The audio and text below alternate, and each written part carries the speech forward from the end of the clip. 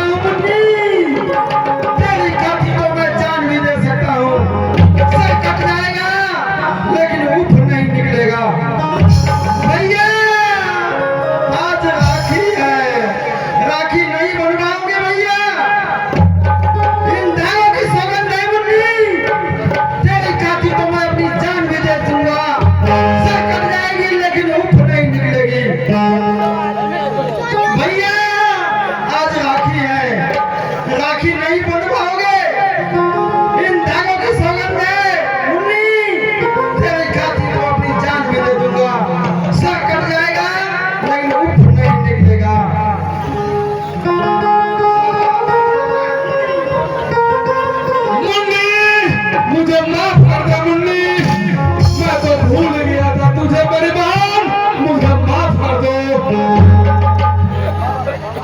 बाबा तुम जाओ, ये शादी होगी जरूर होगी। चंदन साक्षी है, आज तक किसी माँ ने ऐसा लाल पैदा नहीं किया जो चंदन सिंह की बहन की शादी रोक दे। हमारी कसम कुत्ते की मौत मारूंगा जो मेरी बहन की शादी में बाधा डालेगा। जाओ बाबा।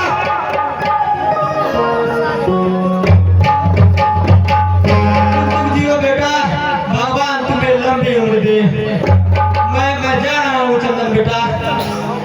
जाओ बाबा, मुंडी तो कह देना चंदन अभी जिंदा है, बेखौफ है। सुनो बाबा, रूपा आज तक हमने जितना रुपया पैसा सोना चांदी जमा किया है उसमें से मेरा हिस्सा निकाल कर बाबा को दे दो। सरदार आप पागल तो नहीं हो गए? इतना सारा धन को मैं इसे सही मुफ्त में दे दूं? जिस धन को जमा करने के लिए हमने सैकड़ों हत्या की है, सैकड़ों हत्याएं की है, इतना सारा धन को ऐसे दे देना मुफ्त में सरकार? रूपा हम गुस्ताखी बर्दाश्त नहीं कर सकते। मुन्नी की शादी है चंदन सिंह की बहन की, किसी ऐरो गैरो की नहीं। मैंने पालन इतना सारा कत्ल लूट मार क्यों किया? मैंने तो अपना प्राण ही दे चुका हूँ मुन्नी को, फिर एक धन दौलत क्या है? मुन्नी ने बुलाया है। सरदार जरूर आपका दिमाग खराब होगा। आपका मुड़ी तो कब की मार चुकी है। बेटी की शादी है। सुल्तान खबरदार करूंगा मुन्नी को ऐसा कहा। मेरी मुन्नी जिंदा है, उसने बुलाया है। जरूर जाऊंगा, जरूर जाऊंगा।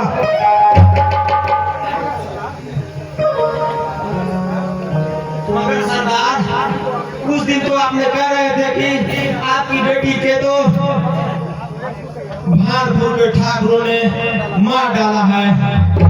याद कीजिए सरदार, वो पुरानी बातें याद कीजिए। अरे हाँ, मैं तो भूल उठ चुका था।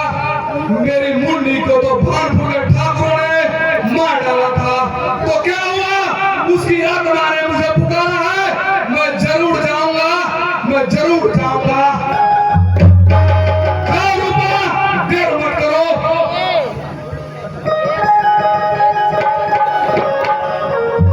बाबा, ये शादी धूमधाम से होनी चाहिए।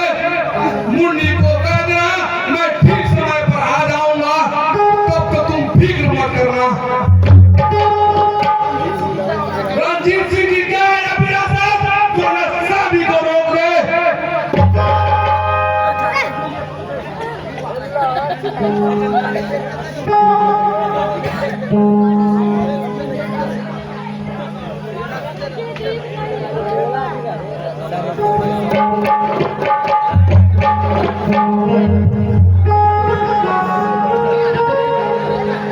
खाली मोटर ये लगे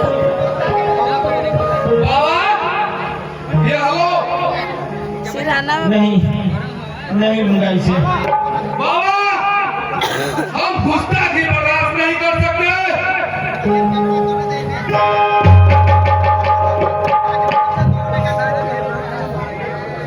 मेरे बहादुर साथियों, तुम सबों ने मुझे अपने बड़े भाई सा सामान दिया है, उनका ऋणी हूँ।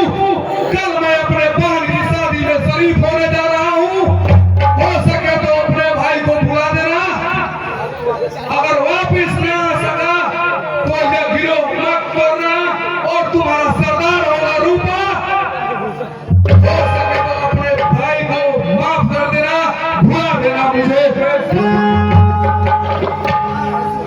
सरदार ऐसी ऐसी बातें मुंह से ना निकाले। होगा।